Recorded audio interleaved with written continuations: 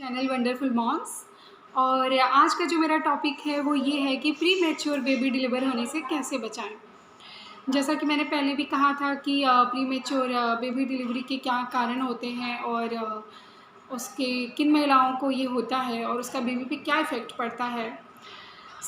इस वीडियो में हम ये जानेंगे कि प्री मैच्योर बेबी डिलीवर होने से कैसे बच सकते हैं, ऐसे क्या उपाय अपनाना चाहिए महिलाओं को जिनसे उनका प्री मैच्योर बेबी डिलीवर ना हो। जो सबसे पहला उपाय है वो है हमारा डाइट। हमें अपने डाइट में चेंजेस करने होंगे। सबसे पहले तो हमें लिक्विड का इंटेक बढ़ाना होगा। जैसा कि हमें डॉक्टर और घर पे भी लोग बोलते हैं जब हमारा लास्ट ट्रिमेस्टर शुरू होता है तो कि आपको लिक्विड का इंटेक ज़्यादा बढ़ा देना है ताकि आपका पेट का फ्लूइड कम ना हो और डॉक्टर ये ना बोले कि आपका पानी सूख गया है और बच्चा सूख सकता है, तो आप पहले ही बेबी डिलीवर करा लीजिए। इसके लिए सबसे ज़्यादा ज़रूरी है कि आप ऑरेंज जूस ज़्यादा पीजिए, पानी ज़्यादा पीजिए, नारियल पानी पीजिए, वाटरमेलन जूस ज़्यादा पीजिए और छाछ पी सकते हैं। ये सारी चीज़ें बहुत फ़ायदेमंद होती हैं हमारे फ्लूइड बढ़ाने में। और दूसरी जो सबसे महत्वपूर्ण चीज़ है वो है फाइबर का इंटेक बढ़ा देना। हमें फ्रूट सैलेड, वेजिटेबल्स सैलेड बहुत ज़्यादा मात्रा में लेना है ताकि हमें गैस की प्रॉब्लम ना हो। वैसे तो होल प्रेगनेंसी हमें गैस की प्रॉब्लम बहुत ज़्यादा होती है महिलाओं को, लेकिन अगर हम ज़्यादा से ज़्यादा फाइबर का इंटेक बढ़ा दें तो गैस की प्रॉब्लम कम होगी महिलाओं को और उनका प्री मैच्योर जो बेबी गैस की वजह से हो सकता है वो नहीं होगा। तीसरी सबसे आजकल महत्वपूर्ण बात है या फिर देखी जाती है कि हमें क्रेविंग्स बहुत होती है पूरे प्रेगनेंसी टाइम में। पिज़्ज़ा, बर्गर या बहुत लोग स्वीट बहुत ज़्यादा खाते हैं। तो क्या होता है कि जो पैक्ड फूड आते हैं, बाहर का खाना जो हम खाते हैं उनमें नमक बहुत ज़्यादा होता है या फिर जो स्वीट बहुत ज़्यादा खाते हैं उसमें मीठा बहुत ज़्यादा इंटेक हो जाता है। तो इससे क्या होता है कभी-कभी इससे हमें ज़्यादा सॉल्ट जिसमें रहता है पैक्ड फूड में उससे हमें बीपी की प्रॉब्लम हो जाती है और कभी-कभी शुगर की प्रॉब्लम हो जाती है। ज़्यादा स्वीट खाने से जिनको थोड़ा भी शुगर लेवल है तो हाई हो जाता है। तो इन केसेस में भी क्योंकि अगर ये बहुत ज़्यादा इनका लेवल लो या हाई हो गया तो प्री मैच्योर बेबी डिलीवर हो सकता है।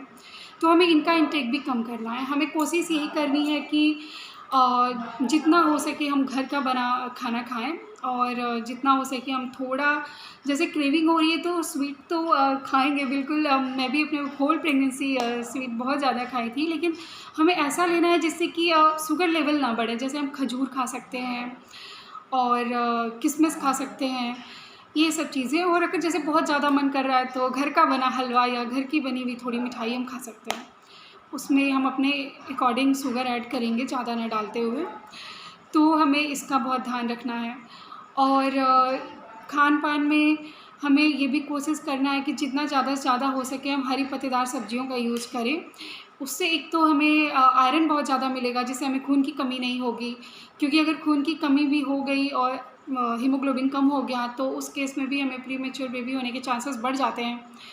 तो ज़्यादा से ज़्यादा आयरन का इंटेक करना है हमें खान-पान में। और गाइज़ दूसरा महत्वपूर्ण चीज़ है वो है हमें बिल्कुल स्ट्रेस फ्री रहना है। स्ट्रेस फ्री फिज़िकली, मेंटली दोनों रहना बहुत ज़रूरी है, क्योंकि अगर हम मेंटली भी स्ट्रेस लेते हैं तो उसका भी जो इफ़ेक्ट है वो हमारे बेबी पे आता है। और अगर हम फिज़िकली बहुत ज़्यादा स्ट्रेस लेते हैं, बहुत ज़्यादा वर्क कर रहे हैं, बहुत ज़्यादा भाग-दौड़ कर रहे हैं, तो उससे ये हो सकता है कि हमारे बच्चेदानी का मुँह जल्दी खुल सकता है, हमें लेबर पेन जल्दी स्टार्ट हो सकता है या फिर कोई ऐसा कारण बन सकता है फिजिकल लेबर से जिससे कि हमें जल्दी ही बेबी डिलीवर कराना पड़ जाए। तो हमें बिल्कुल भी फिज़िकली और मेंटली स्ट्रेस नहीं लेना है ताकि उसका कोई भी डिसइफ़ेक्ट हमारे बेबी पे ना पड़े और हमें डॉक्टर से बिल्कुल सब कुछ अच्छा-अच्छा सुनने को मिले। और तीसरा सबसे इम्पॉर्टेंट चीज़ वो है कि जो भी हमें दवाइयाँ रिकमेंड की जाती हैं, जैसे अगर हमारा कोई भी हार्मोन लेवल ऊपर-नीचे है, जैसे बीपी, शुगर, थायराइड या कुछ भी, तो दवाइयों को बहुत ही प्रॉपरली आप लोग लें, टाइम से लें। क्योंकि कई बार ऐसा होता है कि जैसे ही एक रिपोर्ट आई, अगर वो नॉर्मल आ गई तो लोग सोचते हैं अब तो मेरा थायराइड ठीक हो गया या फिर अब तो मेरा बीपी बिल्कुल नॉर्मल है और दवाइयाँ मना कर लेने से हिचकिचाते हैं या फिर टाइम से नहीं लेते हैं। तो ऐसा बिल्कुल भी नहीं करना है। जब तक आपकी डॉक्टर ये बोल ना दे कि अब आपकी ये थायराइड या बीपी या शुगर किसी चीज़ की दवा बंद की जा रही है, तब तक आपको दवाइयाँ प्रॉपर लेना है, टाइम से लेना है। और आजकल महिलाओं में एक और भी चीज़ है, आजकल क्या शुरू से ही है और इसको बिल्कुल भी अवॉइड नहीं करना है। अगर हमें बिल्कुल थोड़ा भी वाइट डिस्चार्ज हो रहा है प्रेगनेंसी टाइम में, ज़्यादा हो रहा है और उसका अगर फॉर्म बिल्कुल ऐसा है जो कि आपको लग रहा है कि नहीं यूजुअल से हट के है, तो बिल्कुल आप अपने डॉक्टर को इन्फॉर्म करिए, क्योंकि इसके कारण से भी आपको इन्फेक्शन हो सकता है और आपका बेबी प्रीमेच्योर डिलीवर हो सकता है।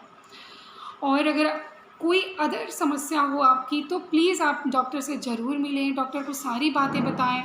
अगर आपको प्रेगनेंसी के बीच में कोई क्लॉटिंग या कोई ब्लड या कुछ भी ऐसा आ रहा है, कई बार ऐसा होता है कि हमारा प्लेसेंटा लो होता है और हमें ब्लीडिंग की चांसेस बढ़ जाते हैं, तो उस केस में भी अगर ब्लीडिंग ज़्यादा होने लगती है और दवाई से वो चीज़ें सही नहीं होती हैं, तो उस केस में भी प्रीमेच्योर बेबी डिलीवर होता है। तो उसका भी ध्यान रखना है कि डॉक्टर से हमें मिलना है और कुछ भी हमें डॉक्टर से छुपाना नहीं है। जो भी डॉक्टर टेस्ट बोलते हैं, जितने भी टेस्ट हो रहे हैं, वो हमें समय से करवाना है, दवाइयाँ प्रॉपर लेनी हैं और डाइट सबसे ज़्यादा रोल है इसमें, डाइट का, खान-पान का और स्ट्रेस फ्री लाइफ़ का बहुत ज़्यादा रोल है। और गाइज़ एक और महत्वपूर्ण चीज़ ये है कि हमें वेट अपना जो है वो आइडियली मेंटेन रखना है।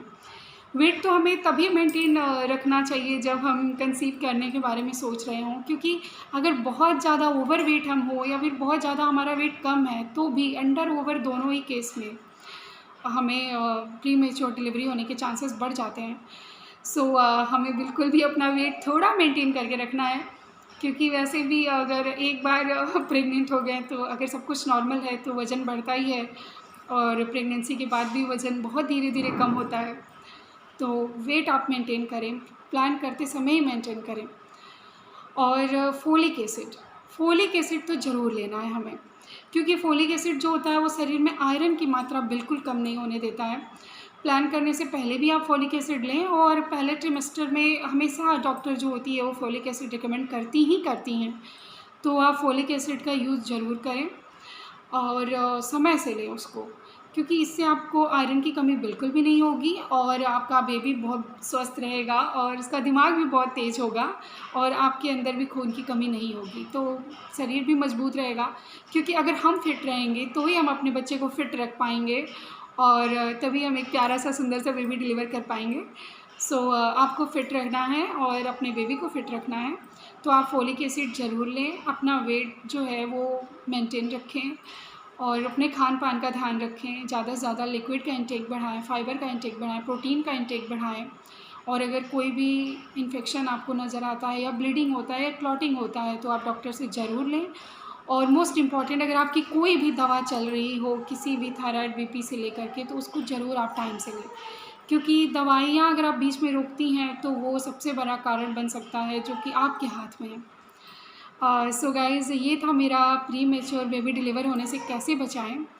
मैं इस पे एक और वीडियो लेके आना चाहूँगी कि अगर प्रीमेच्योर डिलीवरी हो जाती है और बेबी हॉस्पिटल में है, शीशे में बंद है और घर उसके बाद आता है, तो हमें उसकी कैसे देखभाल करनी है ताकि उसका वेट जो है आइडियली बढ़े और उसका डेवलपमेंट अच्छे से आगे चल के हो, तो इस पे भी मैं एक वीडियो लेके आऊँगी।